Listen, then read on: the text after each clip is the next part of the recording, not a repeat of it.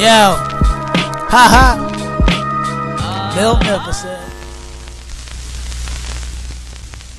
What is good, YouTube? Your boy Magnificent coming back with another quick video. Today, man, we finally got the Jordan 4 Bred Reimagined on the Magnificent channel, but originally this was called the Jordan 4 Black Cement. So we're going to get straight into it, and then what I'm going to do is I'm going to basically explain why I think buying this shoe is actually worth it. Does it justify the price? And if you have the original Jordan, at least the Bred from the 2019 year, is it worth getting this year's version? That should come out, I want to say, February 17th on a Saturday. That'll be NBA All-Star Week. So with that said and done, on this video, I am going to do a comparison between the Reimagined 4 Breds and the 2019. More importantly, we're going to go over things like materials and whether you feel as though like this shoe is comfortable or not, at least whether I feel as though, because there was one thing about the Jordan 4 that I felt that was really uncomfortable that most people may or may not know what's causing the pain. For those that do know, in terms of your pinky toe that always seems to hurt after you wear the Jordan 4 for a long duration of time. So with that said and done, you see the box, you've seen it before. Of course, the black cement, hence the cement box at the top, but we're not here for the box. This is size 13, and I was able to get my pair on the Shock Drop via Sneakers app. I will say this, I actually won 2 pairs, but I canceled the other pair mainly because I felt like I was looking out for the sneaker community. Hopefully that pair that I kind of canceled goes to someone that actually really wants the shoe. I want my shoe. I got my pair. I'm good. I'm not in that whole sneaker resale. But with that said and done, man, let's get straight into this. And of course, got the wax paper, cement paper. Let's get straight into it. We're not even going to talk too deep about the specs, but I do want to talk about the materials that they use. So, is there a huge difference with the Jordan 4 Bred Reimagined versus the 2019 Jordan 4 Bred? And as you can see right here, we got that full grain leather that everybody's been raving about. And of course, man, I can't believe I'm seeing this. The Nike tag. Now, of course, you know, I know, that tag is usually orange. So I guess their reimagined version is making orange black, which I think actually makes this pop a little bit more. I actually may wear the tag. I know some people are kind of indecisive about that, but me personally, I think it looks good with the tag, especially this particular tag. Blends in with the leather grain. Now, continuing on with the shoe, you can see that for the majority of the part, and this is the Nubuck 2019 pair, you can see that most of the design is pretty much the same. I'm glad that when they decided to do the reimagined version, that they didn't go to a vintage effect like they did with the Jordan 1 Lost and Found. And keep in mind, this is not the first reimagined series in the Jordan series. I think it was the Jordan 1 Patent Bred. That was actually the reimagined. It was considered a reimagined.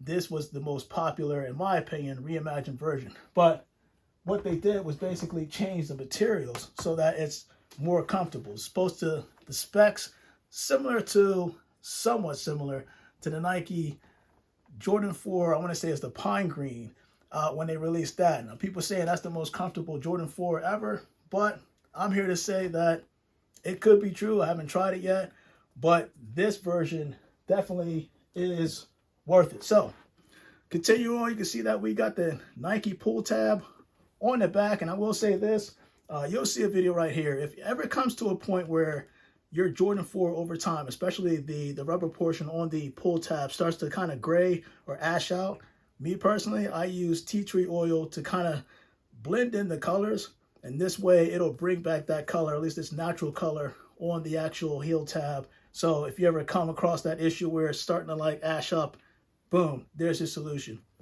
But what you're going to notice with the Jordan 4 Reimagined and Bred is the cushioning. So the cushioning on the heel is a little bit thick, and you'll see a video right here compared to the 2019 version. I like the extra padding that they put around the heel as well as the tongue. And why this is key is because when you look at the full grain leather, on the inside, most people probably haven't really seen the inside of the shoe. You've probably seen it sliced, but you really haven't seen it kind of in a way where you can see what the materials that they're using and how it wraps around the actual shoe. So I saw and noticed on the 2019 pair that they have like a canvas style material against the nubuck. And when you're thinking about the material, nubuck over time, it's prone to actually get stained. So it's harder to take care of, where you have this full grain leather that's not sanded down, and the padding, the original padding, is actually there right near the canvas on the inside of this actual shoe. Why that's important is because when you look at this particular picture, if you're ever wondering why your pinky toe feels like it hurts after you wear a Jordan 4, it's because that indent or kind of bulge, pause, that you see on the inside of the canvas as it's going up against the nubuck. But it's the same problem that you actually have with the Jordan 4 Reimagined Bred. The difference is because the nubuck material is so thin against that canvas, you're feeling that pressed down. There's no really movement to expand the actual nubuck. On this full grain leather, because it's so plush, you have the ability to expand and contract, and that makes it more of a comfort fit on top of the padding that you have underneath the tongue as well as around the heel. So in my opinion, the materials alone, the design alone, the comfort alone warrants the purchase, because you're going to actually have this last longer likely than this 2019 pair. Now, the polyurethane midsole, in my opinion, I wouldn't say there's that much of a difference between the Reimagined pair and the actual 2019 pair. I kind of feel like it's the same. It is a little bit more plush, and that means that if it's able to expand more, it'll likely last longer. As long as you put your Jordans in a kind of open air environment, the chances of it degrading over time, as long as you wear your shoes, kind of decreases. But I feel like the next time they decide to release, Jordan Brand decides to release a Jordan 4 Bred version, I feel like this will last longer than this.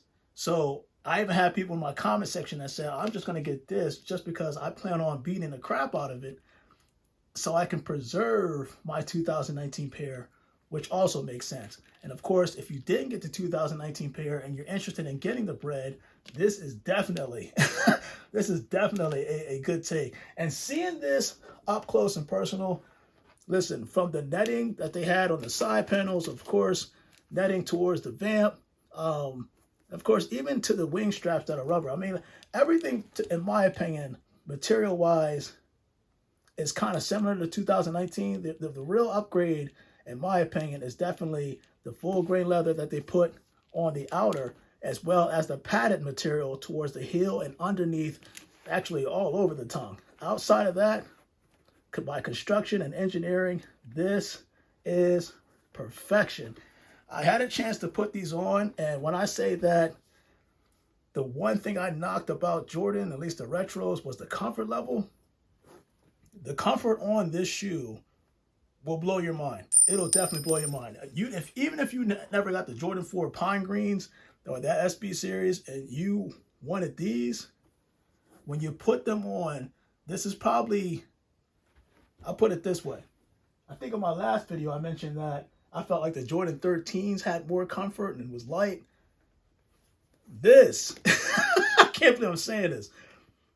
This is the most comfortable Jordan retro that I own. And I own a lot of retros to a certain point, but this definitely is comfortable. And if you were to compare what they did, Jordan Brand, like in terms of the switch of the materials, think no other than the Jordan 11, right? The Concords, where they used ballistic mesh, and they kind of went away from the ballistic mesh and exchanged it for leather for the Gratitudes, right?